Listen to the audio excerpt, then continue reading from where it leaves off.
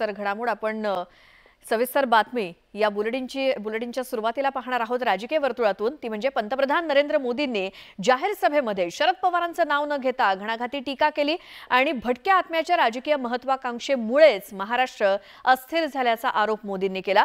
यावरून राजकीय वर्तुळात आरोप प्रत्यारोपांच्या फैरी सुरू झाल्या आहेत। कि कुछ भटकती आत्माएं होती है, जिनकी इच्छाएं पूरी नहीं होती, जिनके सपने अधूरे रह जाते हैं, वो आत्माएं भटकती रहती है। पंतप्रधान नरेंद्र मोदींनी पुण्याच्या जाहीर सभेत शरद पवारांचं नाव न घेता ही बोचरी टीका केली होती।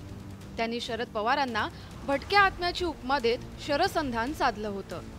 तसंच भटक्या आत्म्याच्या राजकीय महत्त्वाकांक्षेमुळे महाराष्ट्र अस्थिर झाल्याचा गंभीर आरोपही मोदींनी केला।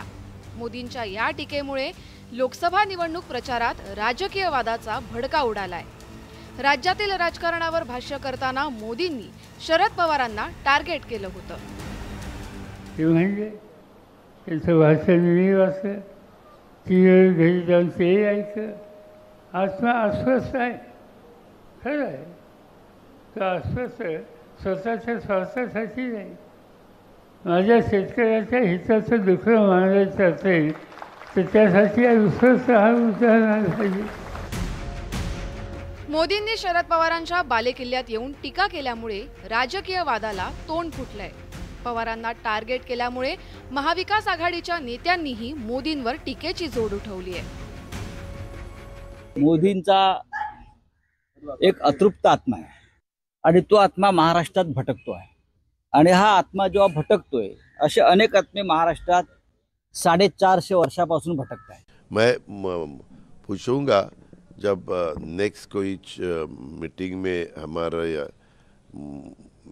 बात हो जाएगी कि ये अदृश्य आत्मा का उसका नाम क्या है, ऐसा पूछूंगा।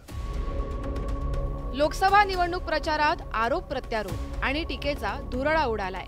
पंतप्रधान नरेंद्र मोदी आणि शरद पवारांमध्ये गेल्या काही दिवसात शाब्दिक जुगलबंदी रंगली आहे। शरद पवारांकडून प्रत्येक सभेत पंतप्रधान मोदींना टार्गेट केलं जातंय। विविध राजकीय मुद्द्यांवरून दोन्ही नेते एकमेकांवरती टीका करण्याची एकही संधी सोडत नाही। पवारांच्या बालेकिल्ल्यात येऊन मोदींनी पवारांवरच बोचरी टीका केली आहे आणि त्यावरूनच नवं राजकीय वादळ उठलंय। Bureau report, news 18 Lokmat.